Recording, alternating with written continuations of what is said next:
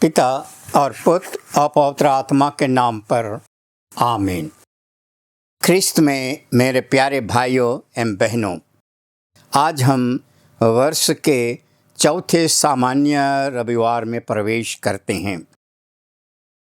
आज के तीनों पाठों में एक ही स्वर गूंजता है और वह है विनम्रता। पहला पाठ सफानिया के ग्रंथ से लिया गया है। उस पाठ में हम सुनते हैं कि विनम्रता की साधना करो, मैं तुम्हारे राज्य में विनम्र प्रजा को बुलाऊंगा। दूसरा पाठ कुरिन्थियों के नाम संत पौलुस के पत्र में हम पढ़ते हैं। संत पौलुस कहते हैं कि ईश्वर उन्हीं को बुलाता है जो विनम्र हैं, जो दुर्बल हैं, जो नगण्य हैं। और आज के सुसमाचार के पाठ में हमें इसकी पराकाष्ठा मिलती है। हम आज प्रभु के पर्वत प्रवचन को पढ़ते हैं। पर्वत प्रवचन की शुरुआत 8 आशीर्वचन या तो धन्य वचन से शुरू होती है। और धन्य वचन कैसे शुरू होता है? यीशु कहते हैं कि धन्य हैं वे जो मन के दीन हैं, क्योंकि वे स्वर्ग राज में प्रवेश करेंगे। धन्य हैं वे जो विनम्र हैं, क्योंकि उन्हें प्रतिज्ञात देश मिलेगा।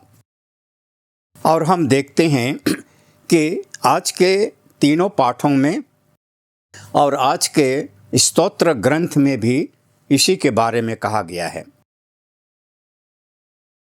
प्रत्येक पाठ में इसकी पुनरावृत्ति हुई है। यह क्यों इतना महत्व है? इसका क्यों इतना महत्व है? यानी विनम्रता, यीशु बार बार इसका जिक्र करते हैं।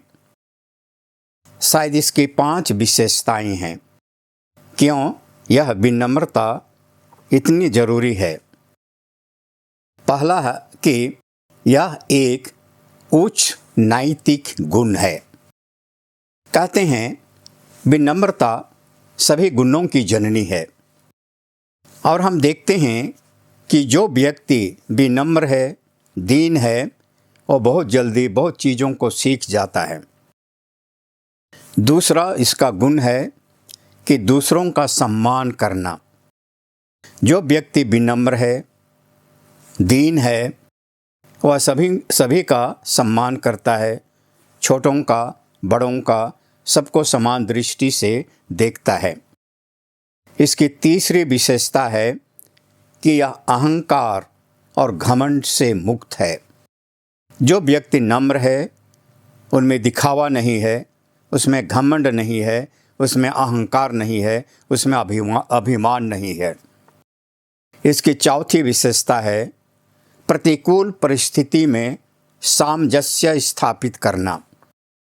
प्रतिकूल या अनुकूल दोनों परिस्थितियों में जो व्यक्ति नम्र है, विनीत है, वह अपने को ढालता है, उसी के अनुरूप वह अपने को ढालता है। और इसकी 5वीं विशेषता है कि सामाजिक सद्भाव, यानी सद्भावना का समावेश। यानी ये समाज में ये समाज को और सुंदर बनाने का प्रयत्न करते हैं। और इनके द्वारा, इस विनम्रता के द्वारा वे और बहुत से गुणों को अपनाते हैं। और शायद इसीलिए आज के इन पाठों में इसका जिक्र हुआ है। जब हम ईश्वर की बुलाहट को देखते हैं, दूसरे पाठ में संत पौलुस कहते हैं कि ईश्वर उन्हीं को चुनता है, उन्हीं को बुलाता है जो नम्र हैं, विनम्र हैं, नगण्य हैं, दुर्बल हैं, कमज़ोर हैं, समाज में जिनका कोई स्थान नहीं है। जब हम बाइबल में ईश्वर के उस बुलावा को देखते हैं तो हम देखते हैं कि ईश्वर जो गरीब हैं, जो दुर्बल हैं, जो नगण्य हैं, जो विनम्र हैं, ईश्वर उन्हीं के साथ खड़ा है। कायन और हाबिल दो भाई थे आदम और हेवा के। उस समय उनकी प्रथा के अनुसार, रीति रिवाज के अनुसार, परिवार में जो बेटा सबसे बड़ा होता है, पिता के बाद वो वंश का अधिकारी बनता है। सारे अधिकार उनको दी जाती है और उनके छोटे भाइयों को उनकी सेवा करनी थी। इसलिए बड़ा बेटा, बड़ा पुत्र सबसे महत्वपूर्ण होता था, वही राजा बनता था। लेकिन बाइबल में हम देखते हैं कि ईश्वर बड़े बेटे के साथ खड़ा नहीं था। सब समय ईश्वर छोटे बेटे के साथ खड़ा था। ईश्वर कायन के साथ नहीं, हाबिल के साथ था। उसी प्रकार से इसहाक और रेबेका के दो पुत्र हुए, ईसाव और याकूब। ईश्वर ईसाव बड़ा था, उसके साथ नहीं था। ईश्वर याकूब के साथ था, जो छोटा था। याकूब और रेचल, उनके 12 पुत्र थे। पहले का नाम रूबेन था और छोटों में एक जोसेफ था। ईश्वर रूबेन के साथ नहीं था, ईश्वर योसेफ के साथ था। यस्से के 8 पुत्र थे। ईश्वर बड़े पुत्र के साथ नहीं था, ईश्वर छोटे पुत्र के साथ था, दाऊद के साथ था। इसलिए हम देखते हैं कि कैसे ईश्वर जो नम्र हैं, विनम्र हैं, उनको कैसे वह ऊपर उठाता है और कैसे उनके साथ वह खड़ा रहता है। नए व्यवस्थान में सबसे सुंदर उदाहरण माता मरियम का है। वह कहती है कि मैं प्रभु की दासी हूँ, आपका कथन मुझ में पूरा हो जाए। यीशु अपना प्रवचन इसी धन्य वचन से शुरू करते हैं। वो अपना प्रवचन शुरू करते हैं और कहते हैं कि धन्य है वे। 8 बार ये धन्य शब्द का प्रयोग करते हैं। लोग पहली बार इन वचनों को सुना, पहली बार उन्होंने सुना कि वे धन्य हैं। ये पहली बार वे सुन रहे हैं प्रवचन में। जब हम देखते हैं, इस प्रवचन को देखते हैं, तो हम देखते हैं कि हमारे पास आज्ञाएं हैं जो आदेशात्मक हैं, जो हमें आदेश देते हैं, ये कीजिए, वो मत कीजिए। लेकिन ये आशीर्वचन हमें आदेश नहीं देते हैं, ये हमें आमंत्रित करते हैं। आइए इस प्रकार का जीवन को जीने के लिए आइए। यीशु का यह घोषणा पत्र था।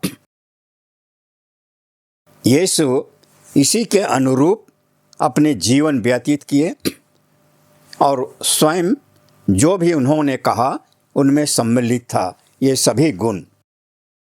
यीशु प्रत्येक बार जो दीन हैं, जो विनम्र हैं, उनकी प्रशंसा करते हैं। वे बच्चों से कहते हैं कि उनको मेरे पास आने दो, क्योंकि स्वर्ग का राज इन्हीं का है, जो कि नम्र हैं, विनीत हैं, दीन हैं। दो व्यक्ति प्रार्थना करने के लिए मंदिर में जाते हैं, एक फारिसी और दूसरा सादूसी। फारिसी कहता है कि मैं इतना दान देता हूँ, यानी उनमें घमंड और अहंकार था। दूसरा था सादूसी अपने छाती पीटते हुए कहता था कि हे प्रभु हम पर दया कीजिए, मैं तो पापी व्यक्ति हूँ। कैसे अपने को दीन और नम्र बना देता है। आज जब हम इस पाठ को पढ़ते हैं, आइए हम भी इस विनम्रता को अपनाएं। विनम्रता का अर्थ है कि कैसे हम अहंकार और घमंड से मुक्त रहें, कैसे हम सामाजिक सद्भावना की रखें, कैसे हम दूसरों का सम्मान करें, कैसे हम और इसके द्वारा श्रेष्ठ गुणों को अपनाएं और एक दूसरे की मदद करें। इसलिए आइए हम ईश्वर को धन्यवाद देंगे कि उनके इस प्रवचन के लिए, इस आशीर्वचन के लिए। और अंत में एक नवा आशीर्वचन है, और यीशु कहते हैं कि धन्य है तुम लोग जो मेरे कारण दुख सहते हो, क्योंकि तुम स्वर्ग राज में प्रवेश करोगे। इसलिए हम सभी धन्य हैं। हम इस आशीर्वचन को पढ़ते ही नहीं हैं, लेकिन हम इसको जीते हैं, क्योंकि हम स्वयं धन्य हैं। ईश्वर कहता है कि तुम धन्य हो, और हम धन्य हैं प्रभु के इस वचन को सुनने के लिए। हम धन्य हैं कि प्रभु को अपने हृदय में अपनाने के लिए। पिता और पुत्र और पवित्र आत्मा के नाम पर आमीन।